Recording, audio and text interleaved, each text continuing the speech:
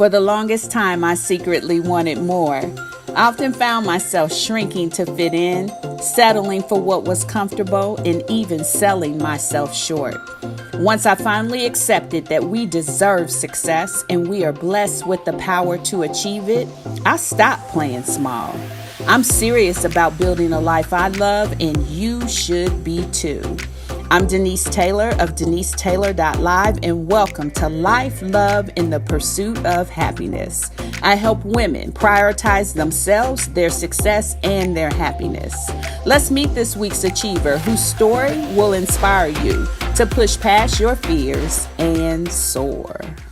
Well, hey, it's Denise Taylor, and I just want to pause for a second because I'm so excited about the episode that you're going to see today. You see, recently I hosted the DeniseTaylor.live virtual event, Couples Love Week. It's a week where we had 5 different couples come on and share with us live. It was so great that I decided to bring it to the Life, Love, and Pursuit of Happiness podcast family. It is something that you need to hear. The wisdom that was shared is priceless. Now, today, we are going to hear from the Fitzpatricks. What an awesome couple. They have been married for nearly 40 years, so you know they have some wisdom to share. So take a listen as we tap into Reverend Sam and Dr. Troy sharing with us about separation. Welcome to Dr. Troy and Reverend Hello. Sam. Hello. Yeah, welcome to you guys. Thank you so much for being the powerhouse couple to kick off Couples Love Week. You know what? If I could label the day with the word, it would be fantastic because I am excited about the wisdom that you two are going to share with everyone that is tuning in. So my thanks to you both for saying yes to my invitation to be a part of Couples Love Week. You guys look amazing.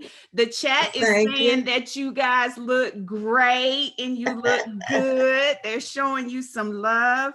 And if the people who are tuning in with us don't mind telling us where they are checking in with us from so we can see just how far our reach is going tonight. Now, we know the replay is going to reach more and more, but tonight you guys are going to change lives.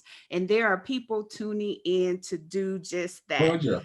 Now, here we see Atlanta, Georgia. We see Dallas, Texas. Yeah, right. We see people are checking in with us from Indiana, Florida. We got people checking in from Florida, of course, North Carolina. We got people who are checking in to, I saw Colorado pop up on there too. So listen, we are going to make an impact with what you are going to share today.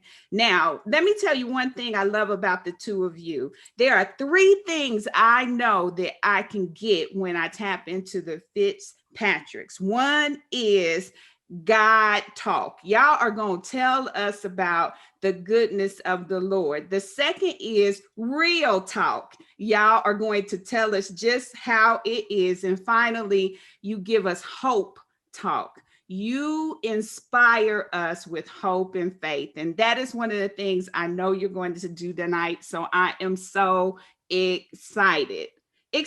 Y'all smiles are beautiful too. I'm loving it. We're excited. I hope we can deliver. That's what I'm saying.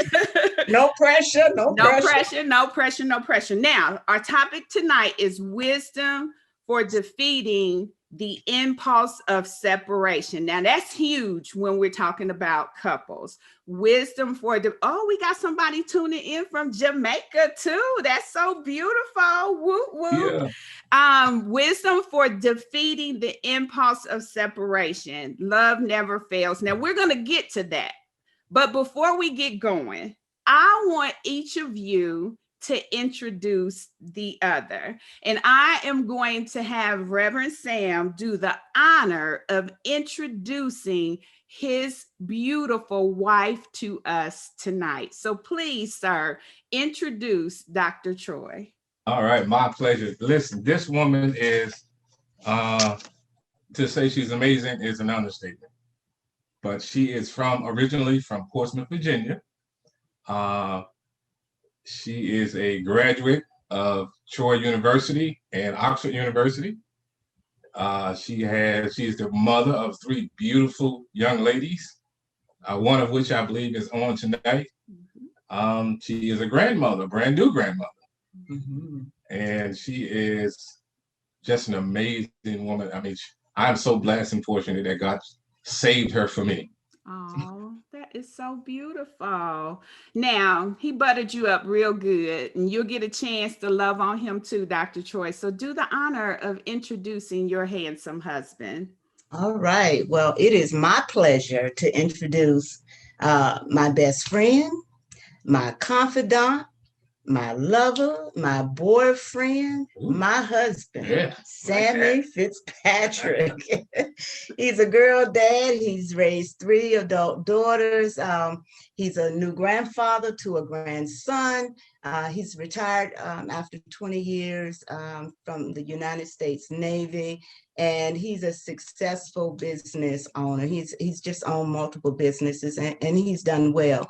But more than all of that, I just want to say he is a man of God who loves God, and has a passion and a compassion for people. So that's my husband, Sammy Fitzpatrick. Oh, that is so beautiful. I love that you guys get a chance to love on each other, because that is the thing that keeps us united and together, is when we understand the true sacrifice of love. And your words for one another were beautiful. So thank you so much for those introductions. Now let's jump in a little bit. So Reverend Sam, tell us about the moment that you knew it was love and you wanted to spend your life with Dr. Troy. Now look, she's getting close. Well, listen, Troy and I have different versions of this story, okay?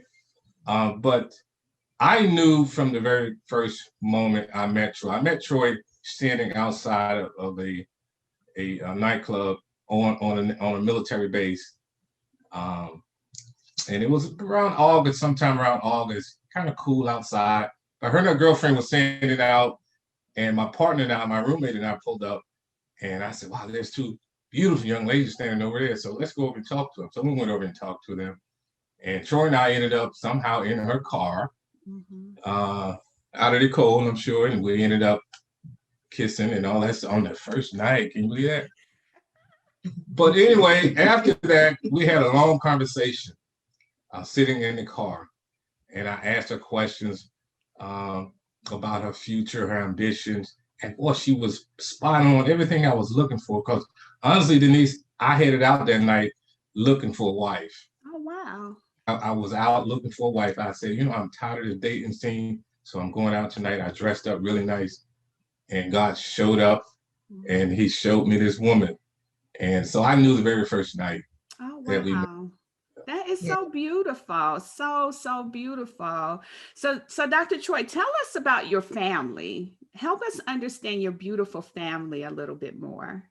Well, we've had the pleasure of raising 3 beautiful daughters, and what has been spectacular and amazing about raising our daughters is just the opportunities we've gotten through our travels, being military, how we've been able to give them the opportunity to kind of see the other parts of the country and watch them mold into the young women that they are, the mother, the wife, the entrepreneur, the educator. It's just been amazing. And then to top it off, to have a son in love and a grandson. So it has been wonderful being the wife of a former military member, but also to a successful business owner. And our daughters have learned from both of us, right? How to use some of the skill sets that we've shared with them. So it's just I'm all about family. So when you know, and I can go on, so I'm gonna cut it off. But when I talk about family, I have to say one of my most amazing accomplishments is raising our adult daughters. Oh, that's Yeah. awesome. And you know what, Reverend Sam, I want to tell you thank you for your service, because I know that it's a sacrifice to serve. So thank you so much for your commitment to our country. We stand on the backs and shoulders of a lot of men and women like you who made that commitment to serve. And I just want to say thank you. Pleasure. All right. You are approaching 40 years of marriage. And I know the people looking cannot believe that that is a number that you're approaching, because you guys look exquisite. That Thank is you a for that. phenomenal accomplishment, 40 years. And I hope that we get to have a party. I know we staying safe and I know all that's going on, but 40 deserves a sha-na-na, okay? We deserve to be able to cut a step or something for 40 years, okay? Now, each of you tell me about that journey and what you cherish most from that 40-year journey, because it's been packed with a lot. You know, you've been traveling, especially being a part of the military. And, you know, obviously you've had some different ups and downs with relationship and life, but you made it to 40 years together. So tell me what you cherish. You want to start off? You go first. All right. Well, you know, I laugh because we so often we'll pass each other, or we'll be sitting down talking, and we'll have this epiphany. We'll realize, wow, it's been 38 years. Mm-hmm. Wow, it's almost 39 years. We're almost 40 years in. And it's amazing to me because getting married at the age of 19, Mm-hmm. right? Not everyone, not all of our friends, not all of our family believe it would work. And many thought that we were just too young to even, you know, even think about getting married. So every year, you know, we kind of celebrate, and it's a blessing, and we say, but God, right? It's a transformational experience for both of us. We have put in the work. And I just want to say that if you have to put in the work every year, you celebrate, it takes work. It takes laughter, right? It's not taking each one of, you know, taking yourself too serious. But I cherish having a best friend who knows and accepts my strengths and my weaknesses, and do not take my weaknesses as a weapon. Do not use my weaknesses as a weapon against me. So that's what I really cherish about being married as long as we have. Yeah, I agree totally with that, because it didn't start out the way we wanted. I mean, really, the first year into the marriage, right after our firstborn, we split up. Joy was fed up with me, and we were in Meridian, Mississippi, and I had not adjusted very good to marriage life, and I still thought I was single. And so I came home one day, and the bank account was cleaned out, and she was on a Greyhound bus headed back to Virginia, and I was standing there like, what in the world just happened? And that was about a year into the marriage. So what I cherish now is the fact that God helped us. He looked at me and he felt sorry for me, and he said, I'm gonna keep this woman for you until you catch up. And so that I cherish the love my wife has for me. Yeah, I Really. can relate to that. You know, quiet as is kept or loud as is heard, you know, my husband and I, we separated too.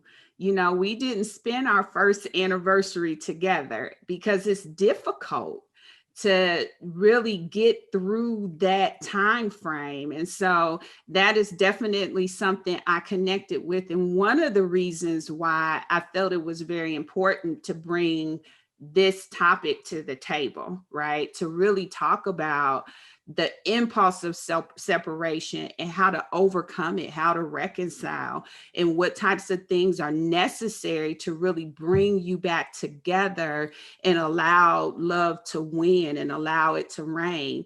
And so the next question I have prepared for you kind of leads us into that, right? It's with all that beauty that radiates from you cherishing the moment of celebrating the 40 years. I know, from my own experience and our own ability to do the very same of overcoming separation, that you had to fight for that relationship. And you even hit a point, where you almost let love go. And so, Reverend Sam, tell me about the time when it happened and the unfortunate circumstances around that, and how you were able to focus on getting back together. Because I think sometimes we get so far in it that we can't figure out how to come back, right? That journey back. And whether it's pride, frustration, or fatigue, any of those things that get in the way. But how do you reconnect? That's an excellent question. One of the things that I did was, of course, initially when we decided to separate, and it was a decision we both made that this is not working, and we really need to try and find ourselves because we were lost. And so I the first week or two, honestly, Denise, I was really depressed, and the only place you can really turn sometimes is to the Lord. And so I turned to God and I said, God, I don't know where I went wrong or what I did wrong, but please show me where I went wrong and help me to get back on track. It took 28 months for me to find and gather myself. And so during that period, I just rediscovered myself and redirected my energies, and I missed my family. And so I decided to focus on myself, getting myself mentally prepared to be a husband and a father again. So it took about 28 months for us to do that. Fortunately, what helped me was the fact that I was in the military and in the Navy, which means we leave a lot, we go out a lot. So gave him a lot of time to think when you're out on the ship and that kind of thing. So when we came back, I was ready, and I had to convince her that I was ready to be a real husband this time. And she forgave me. She did. Yeah, that convincing part ain't easy, because I know, Dr. Choi, we got standards, right? At that point, we done come up with a plan of what it's going to take and the things that we need to see, not just hear, manifesting in your life to really see if that change that you say occurred during that time really happened. And so on your side of it, help us understand, Dr. Choi, what that experience was like for you. Well, you know what? It was devastating for me. It was because I did not, it meant failure to me. So at first, it wasn't even about our marriage was, could we work it out? All I saw was failure. And I took it personal. It wasn't, it was something that I did not achieve. I lost, I realized that marriage wasn't no longer a priority for me. And I started thinking about what are those things that I was missing? What really did I need to face? I had some insecurities and I had some fears. And what had to happen for me, the first year we were separated, I had to see a therapist because I was all over the place. I was emotional. One minute I would be crying. One minute I was angry. One minute I was, or maybe we could work it out. And the next minute, no, I don't want to ever see him. So all that was going on, and that was scary to me. So I went to see a therapist, and I learned about what I really needed. And what I really needed wasn't so much what my husband could give me, but it was what I needed to face some of my own issues and overcome some of those things that I was suppressing, didn't want him to know about, things that had happened in my upbringing. And so once I dealt with that, I was like, okay, now do I need? I asked the question, what do I need? And I learned what I needed was to forgive him. Now that was the hard part. And what happened was that I gave my life to Christ. That was the only way I could forgive him. So as I began to discover who I was and who I was becoming, I felt like I needed to be more centered, and grew up in the church, and that's where I returned back to the church. And I'll never forget, after rejoining the church, my pastor preached this sermon for like a month on forgiveness. And every Sunday I would leave, I would hear the Holy Spirit say, you really need to forgive him. And I was like, no, you don't know, because he did, and no, and and I was pointing out all those things that I felt he had done, but then I was being reminded of what I had done. And eventually I forgave him. I forgave him, and I said, okay, Lord, if that's what I have to do, I'll forgive him. But it wasn't forgive him to reconcile. It was to forgive him to say, okay, I forgave him and I can move on. And that was great, because what that did for me was once she forgave me, Denise, I said, well, now maybe I got another shot at this thing. And so I endeavored to date her all over again. So I went through the whole process. I would date her, I would call her, and eventually she let me back into her life.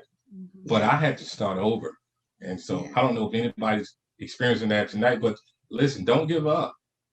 Don't give up, because it's easy to quit, to give up, and to not really evaluate your own self and what your responsibilities were and how you contributed to the separation. So I owned up to what I had to do, and then thank God, we didn't quit. We didn't stop. Here's what we realized as we began to date again, that we never stopped loving one another. And as angry as I may have been, as disappointed, as devastated as I may have been, we never stopped loving one another. And it was God who took the love that we still had, and he built on it. And that is what brought us back. We had to choose love. I think we could have chose separation. We could have chosen divorce, but we chose love. And I have fallen in love with the characteristics and the qualities of this man. And I didn't want to lose that. I didn't want to lose that. And it was worth it for me to work together and build our marriage on biblical principles, as opposed to the principles that we had started off with, which was our own truths, if you will. And what we did was we began to look at the truth as it is written in the word, and started to navigate our marriage around God's word. Yeah, I can relate to that a lot. It's funny because when I set out, I really didn't intend to share anything about our experience. But I liken it a lot to what you guys expressed, of what it took to come back together. And that forgiveness piece is huge. It's huge because it's not forgiving to accept what the relationship was. It really is forgiving to set your heart free and to release the bondage that it's under in those moments that's prohibiting for you to move forward on any front, because to your point, your emotions are all over the place and you really can't get settled and figure out what direction you want to go, because it's just wrapped up in so much anger and so much bitterness and so much confusion and chaos and all of those different things. And once you allow yourself to kind of let it go and set it free, then you positioned yourself for God to allow the reconciliation to happen and to start all over again. And much of the same kind of happened for us. Now, in Chuck's case, when he was out doing his hanging out, like he was still single, and hopefully he don't come up, and try to defend himself because he's in the other room watching. Okay. In his case, God caused him to have an injury and go to the hospital, and the only person they would release him to was his wife. So he had to come with his tail between his legs and call me because he couldn't drive. And it was almost like God said, I know that you guys are stubborn, so I'm going to force y'all to be in the same room together and work it out. And I'm so glad that he conditioned us for that moment to allow love to win, to allow that reconciliation to happen. Now, Reverend Sam, you said something that I want to key into, which is you had to start all over and you had to, approach this as a new relationship again, and to really, really tap into love in a different way and in a different expression. Some men probably find that difficult, right? That they have to take the onus of doing that to win back their wife, to win back their relationship. Help us understand where a man would fall in struggling to give in that way. Yeah, I had to be honest, Denise, with myself and my feelings.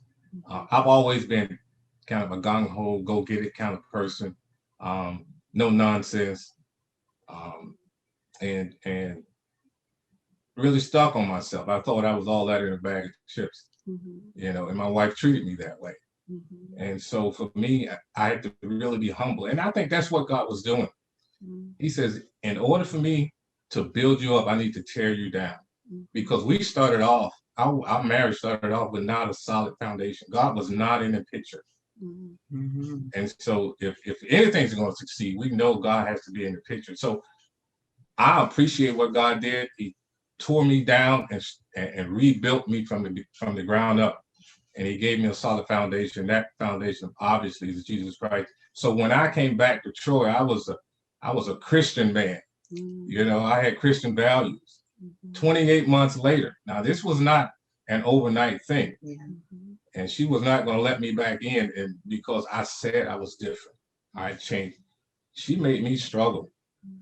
I really worked for that forgiveness. Yeah. I was like, who is this man? and listen to this, because I had so many habits, and I'm not ashamed of my game, right? So I drank, I smoked, I did all those things that sailors would do. I had a foul mouth and all of those things. And for me to come back and not drink and not smoke and not swear, she was like, well, who in the heck is it? Nobody but God could have done that. Could have torn me down and rebuilt me, where my language was clean, my thoughts were cleaner, my lifestyle was cleaner, and I was ready to be a husband. And I think that's the problem. Sometimes we don't go into the marriage on a solid foundation. And if you're not on a good solid foundation, it will not work. And so for the men, I'd say, God's going to humble you one way or the other. Receive the humbleness from God and allow him to work in your life. I received that. I was okay with being broken down. And because I know when God breaks you down, he's not going to leave you there. So he built me back up. And I tell you, Troy, she made it easier as time went on. She saw I was sincere, and she started to help me a little bit. But my guard was up. Let me just say this: my guard was up because I had just gone through a year of therapy, so I know who I was and who I wanted, and so to see him with this God-fearing now personality, I wasn't used to that. So I had to, I was watching. I was very careful, and I was watching. But one of the things that I had commenced to doing, that the more that he gave, the more I was willing to give. So I saw the effort that he was making.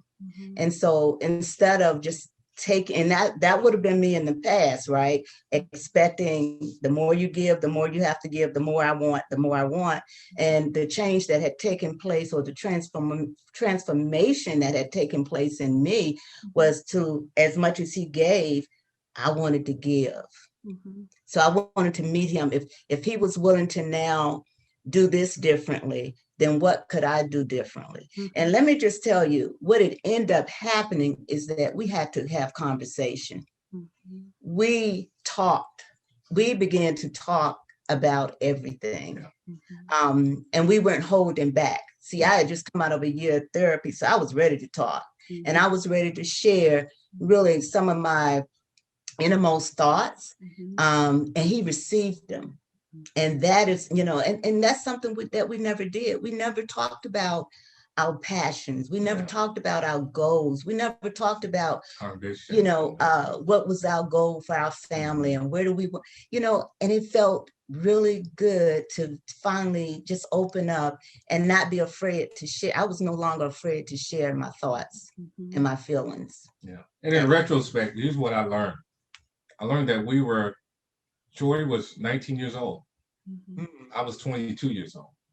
We were very, very young, and we were still doing young people things. Craziness. And so so after we came back the second time, we were much more mature, much more focused on our family and what we needed to do. And I think that was the biggest difference. So what I would say to going forward, to be sure you get great counseling before you get married. Good counseling. Get somebody that's not going to tell you what you want to hear, but tell you the truth. Yeah. And that's why I think this is great for us, and to be able to share with someone. Now I really know why we went through this, because Denise, I appreciate what you're doing here. It's for us to share what we have gone through, and to help someone else. But yeah, that whole situation forced us to become honest people, because I'm a very honest guy. I mean, when you're out there running the streets, come on, Chuck, you got to lie to cover your tracks and all those kind of things. So there was no honesty at all. So that would be one advice that I would give to a young couple who may be even contemplating separating or divorcing. Listen, try it again, start it over. This time, use God as a foundation. Start it off with God, and I think God will bless that when you put Him first. Absolutely. So let's get real practical, right? Because there could be people who are not churched. When you say put God as a foundation, like, give us some practical, I know you played ball and you met with the fellas on the court and you use that as a vehicle to really tap in and minister to them. Take us to the basketball court and make it real practical what you mean when you say put God as a foundation. Like, what are those training steps to help them turn that corner and go? Yeah. That's a good question. And you referenced the ministry. I try to use basketball as a ministry tool. And I do counsel some young brothers who are in marriages, and some of which who have separated and divorced. What I would always tell them is that, listen, treat your wife as you would treat your mother. And always remember that God is real. And I can go into some stories about these young brothers, but they know who God is, because the Bible says we all have been given a measure of faith. And so what we have to do as men and leaders, we have to tap into that little measure of faith that they have and begin to show them who God is in their life and what He's doing in their life. This is not you that's doing it. This is God that is doing that. And so that's what I try to do. I try and show them where God is working in their life, and show them that you had nothing to do with this. And you're right, there's some people who don't know who God is and don't want to know who God is. Our responsibility is to show them and continue to and try and elevate them to a level where they can recognize who God is and not to give up on them. Yeah. One of the things I often say is that we have to be willing to grow personally in order to soar relationally. And what I've heard each of you share tonight is that personal journey you went on, which was necessary and required before you could really come together and cleave and really become interdependent with one another. Because oftentimes we think, I got it together, he got it together, and that is enough. But the true definition of love is 100% about sacrifice. I mean, if you read the love passage, there is nothing about you in it. It's about what you are willing to do for the other. And that personal growth that we have to go on is really opening our heart to be willing to take that journey. And that's what I heard you guys share about the moment when you were separated and you came back together, is that while you were apart, you took a personal journey. You know, Reverend Samuel, you talked about how God broke you down and built you back up. Dr. Troy, you talk about how you went on that journey and you got the therapy help. Your journeys looked very different, but they got you to the point where you were open enough to then cleave together. And I think that's the inspiration in it, is how can we set ourselves up to take that personal journey? What would you guys add to that? You know, I would say, and this is our story, so I always say that God had to separate us, to your point, and transform us, deal with us, and then grow us up to bring us back together. I don't always think, though, that that is the case for every marriage. I don't think separation should be the deciding factor. I think that we need to look at some warning signs that would lead up to separating. We ignored the signs. Were there for us. We just ignored the signs. You know, Sam said that whole honesty piece. We ignored that, right? So when I knew he wasn't being honest, I didn't hold him to it. You know, I didn't hold him accountable. I would ignore the fact that he was honest, and I would go and do something that was just as dishonest, right? To pay him back for his dishonesty. And so that is not how you would approach staying together. But one of the things if I would have to give some advice in terms of things to look for and not ignore, is the whole emotional separation piece, right? And what I mean by that is we tend to hold back, and I'm gonna talk about me, but as a woman, I tend to hold back and not share. At that time, let me say that, not share my emotional needs, right? So my emotional needs were not being met. And I never shared with him what I needed from him. And here's what I've learned only recently, and I'm going to throw this book out there called the 5 Love Languages that we're studying in our Married Couple Sunday School, that we did study. But one of the things I learned is that we need to be responsible for keeping each other's love tank filled, emotional love tank. And so what that means is, for me, I learned, like, my love language is words of affirmation. So I thrive on him sharing and saying things, you know, like, babe, you look good. Girl, I love that dress you have on. And I didn't realize that I needed that, but that fueled my love tank, right? And so what I learned about him is that he thrives on quality time. He loves to spend quality time. And I didn't say just time, but quality time. So what do I have to do? I have to sacrifice, because see, I'm moving and grooving. I'm always on a call, or I got a meeting, or I'm trying to do this, but I have to intentionally stop and say, wait a minute. I need to spend some time, some quality time with my husband, and not just, and make it a practice, you know, build it into my schedule just as much as I'm building other things. So we have to be, again, intentional about meeting each other's emotional needs, right? So that's just one of the things, but we need to just stop and say, hey, what fuels my spouse? What does he or she really need? And have that conversation about it. So again, it just goes back to communication, and then never stop talking. Just talk.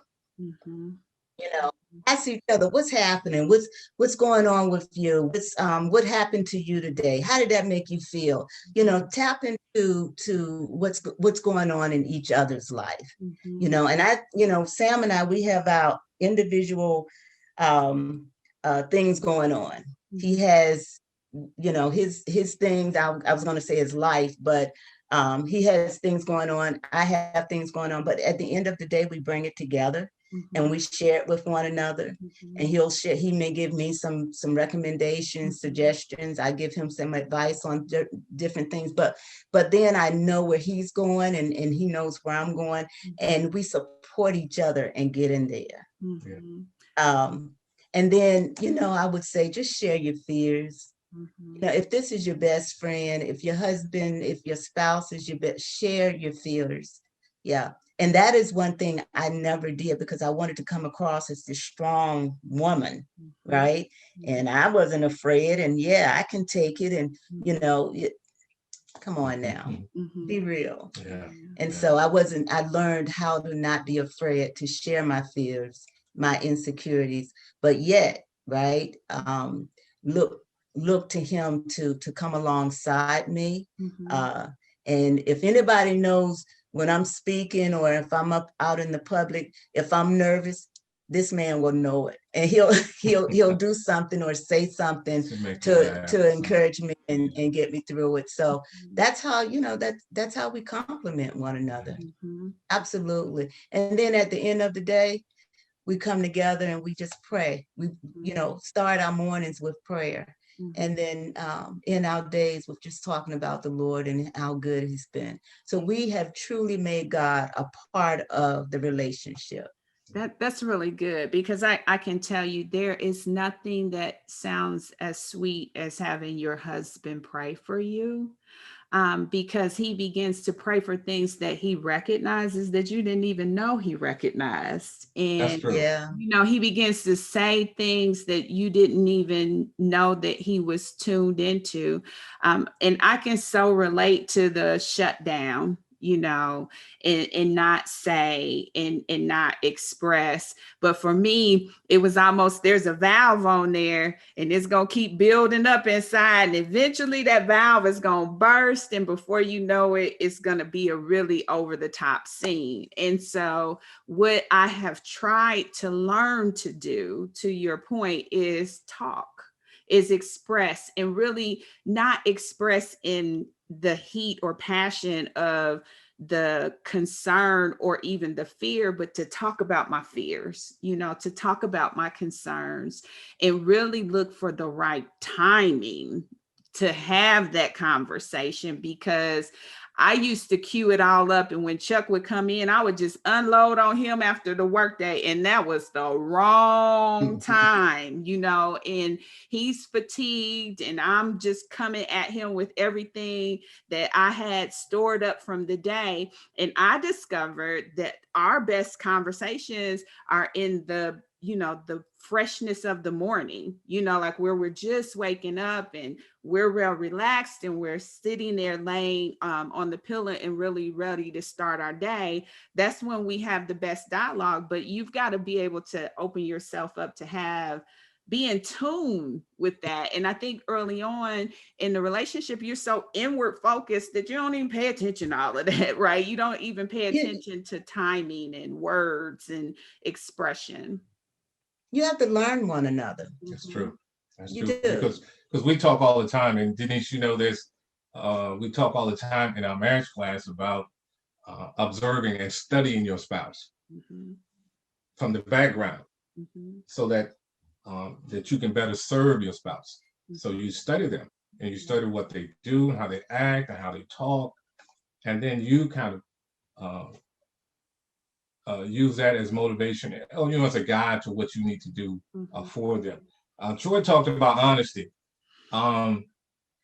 We started off our marriage, being straight up, but somewhere along the way, I don't know when it happened, we started being dishonest with each other. So anyone, if you're just starting out or you've been in your marriage, listen, there's no better time like today than to start telling the truth. Sometimes the truth hurts.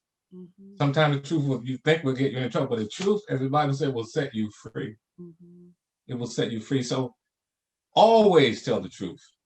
Timing is important, though.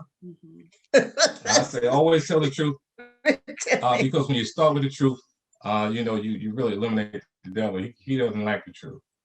So the other thing I would say is, Troy and I used to talk about our dreams and our ambitions. When we're young, like, what do you want to do? I want to do these things. But after kids show up, your dreams kind of go to the back. You put those on hold and you never talk about them again.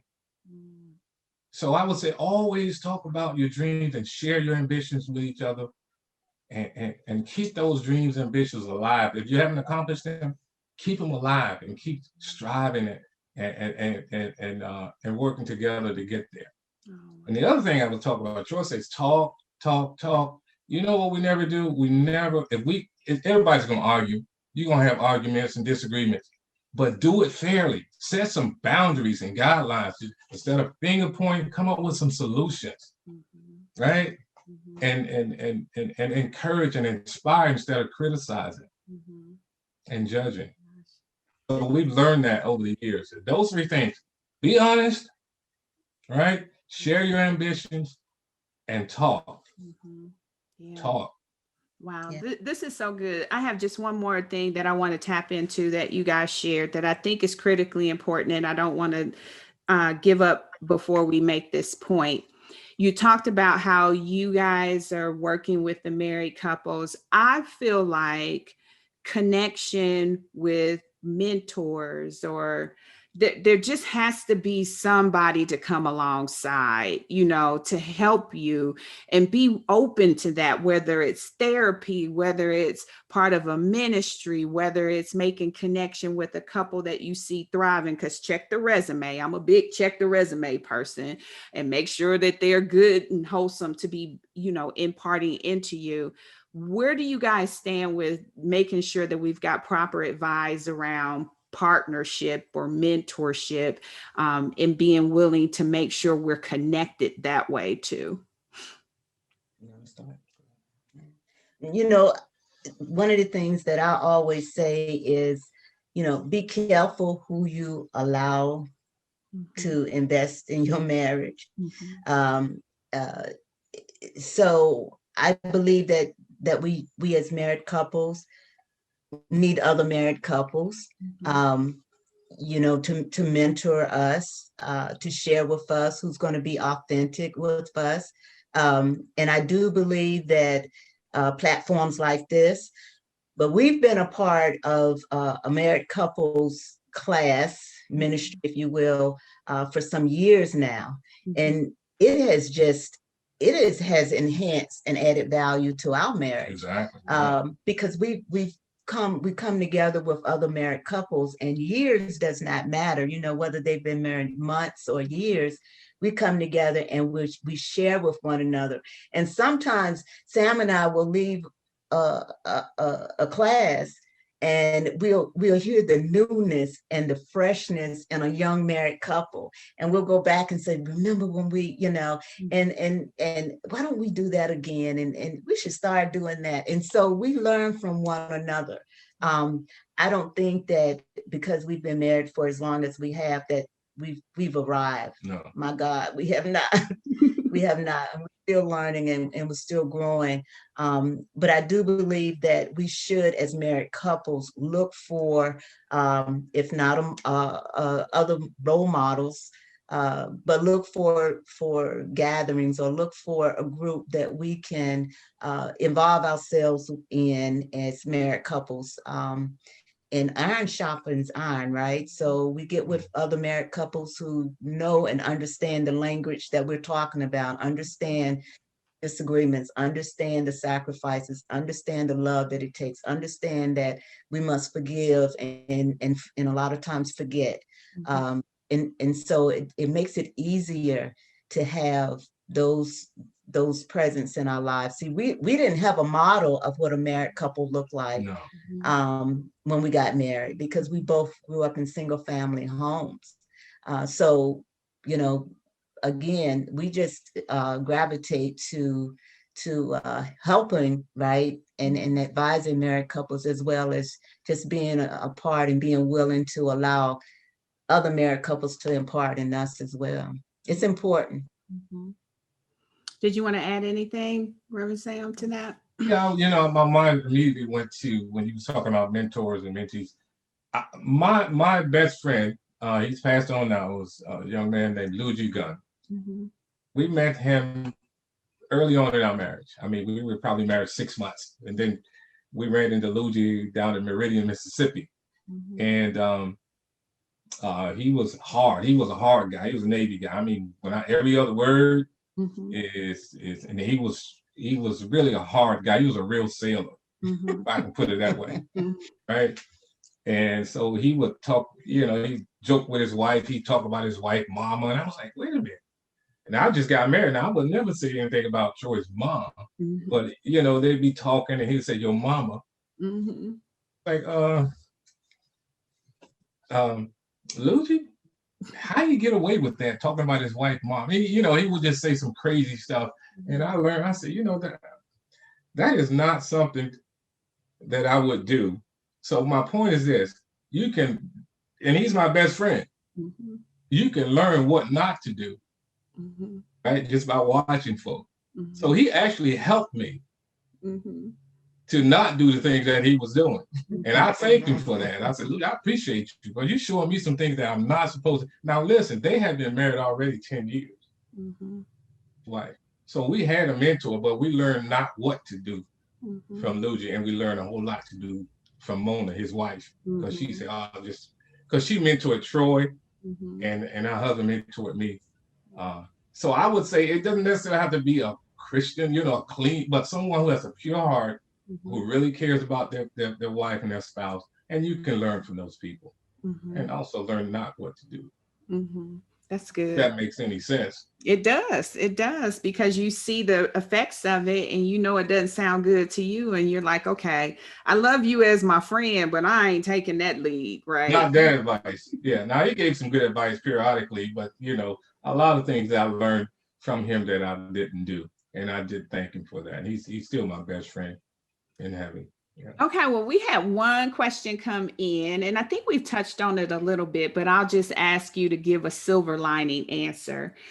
It says, for newlyweds, what advice do you have for them to stay connected? Now, this was asked a little earlier on, but if there's something that rings out for you guys from a newlyweds perspective, go ahead and ask. And I'll say to those who are on with us, if you have questions, you certainly can use the Q&A function, or you can put it in the chat and I will ask. So share with us your best newlywed tip.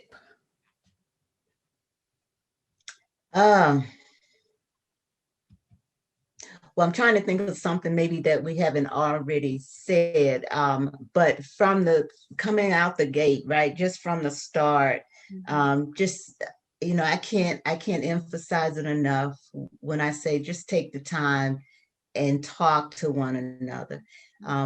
Find out emotionally what the needs of your spouse is.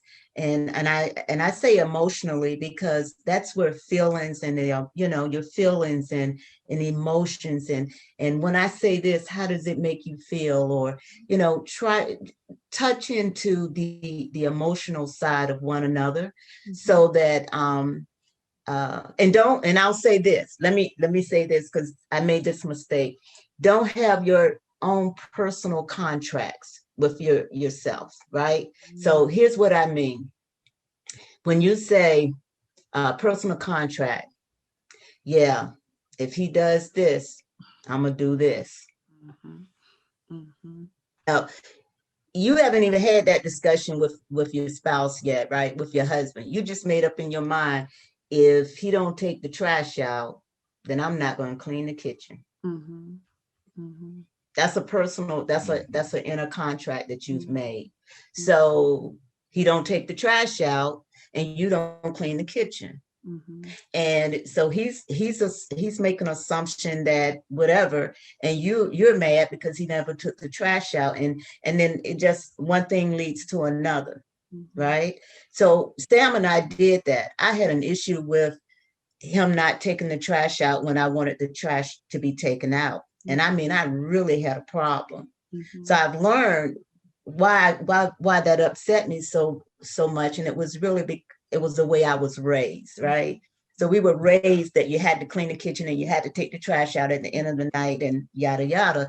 And I came in my marriage expecting that to happen, but I never told him why it bothered me. So I just pressured him to take this trash out. And when he didn't do it, I didn't do something.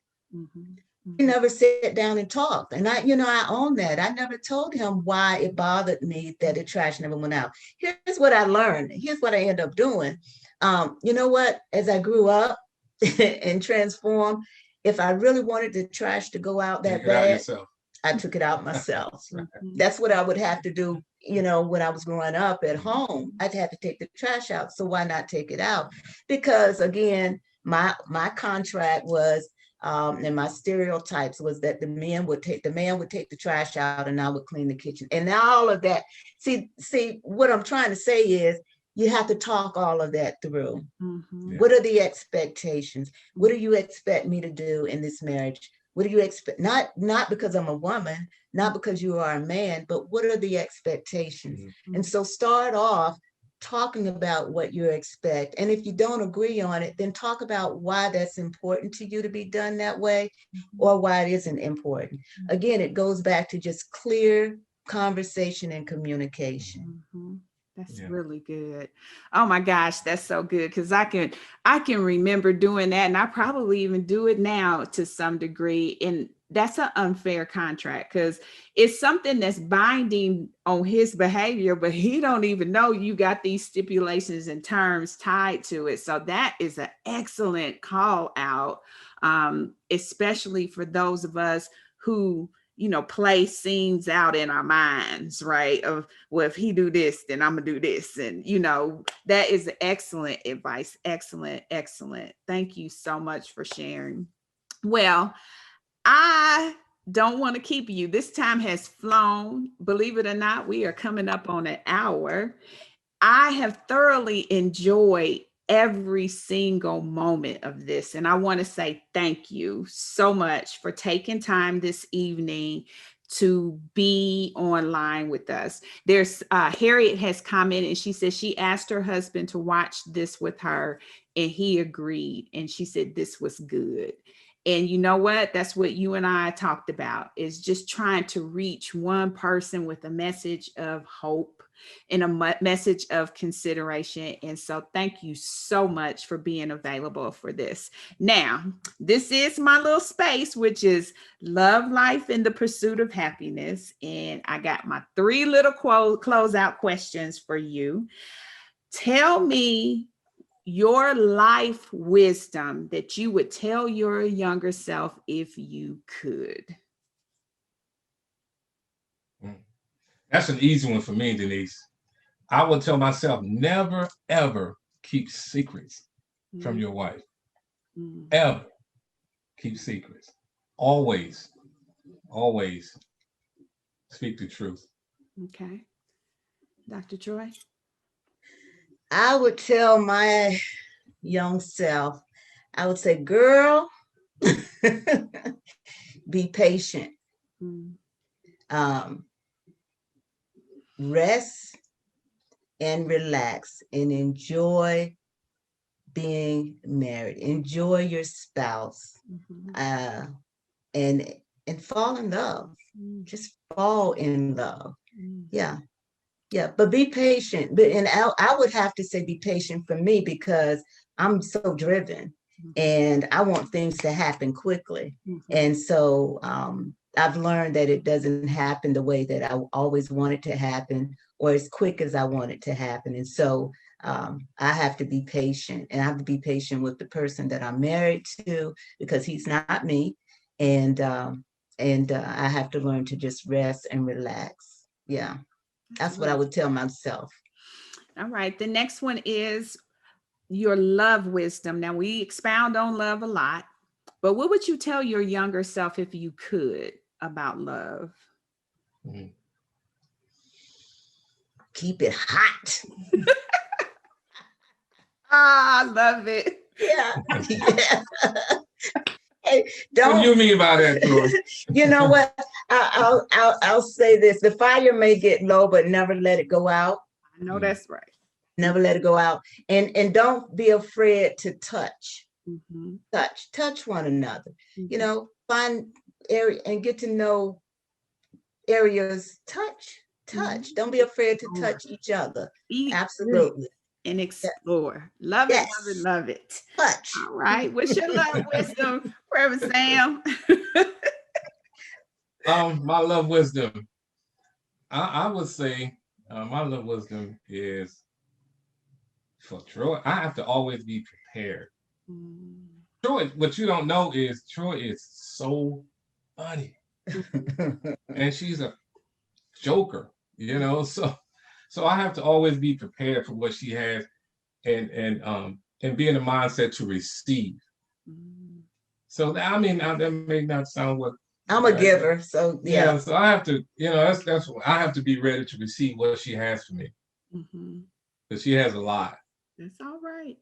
She sound like she do. She said keep it hot. Now she sound like she got a lot for you. All right. No, I mean wisdom. I'm talking about wisdom. I'm talking about acknowledgement and advice and all those things. See, you got your head in the gutter. All right, finally, what's your happiness wisdom? What would you tell your younger self about happiness if you could?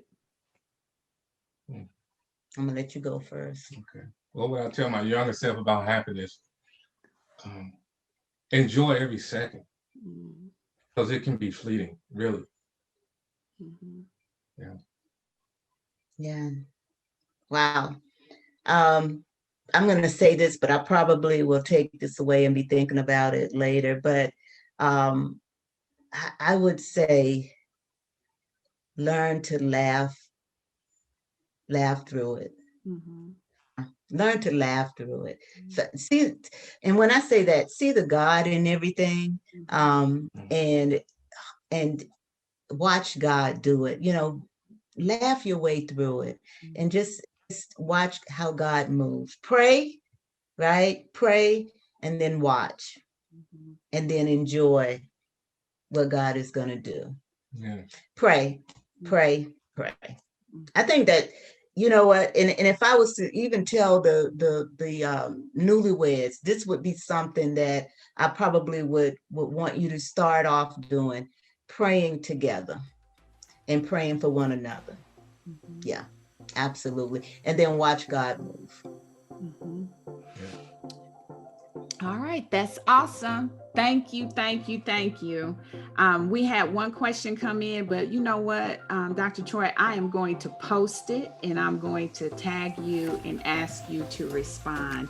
It's about what to do when you've got young children, and how to kind of wrestle around with that scenario. And, you know, that's just giving me more fuel to be able to schedule something like this again. But our time is far spent.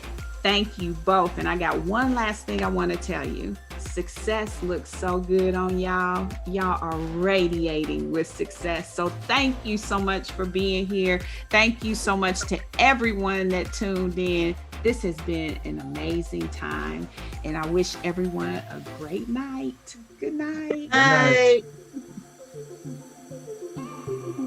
Good night.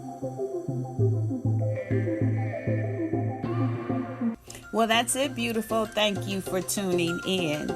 Don't ever forget that you truly deserve life, love, and all the happiness your heart can hold. Be relentless in building a life you love without apology. I'm Denise Taylor, and you can always find me in our free Facebook community. Life, love, in the pursuit of happiness, easy to find. Now, if you want more information about my success superpowers, as I'm sure you do, download my free Success Superpowers ebook at DeniseTaylor.live/podcast. And one last thing, always embrace your power and go.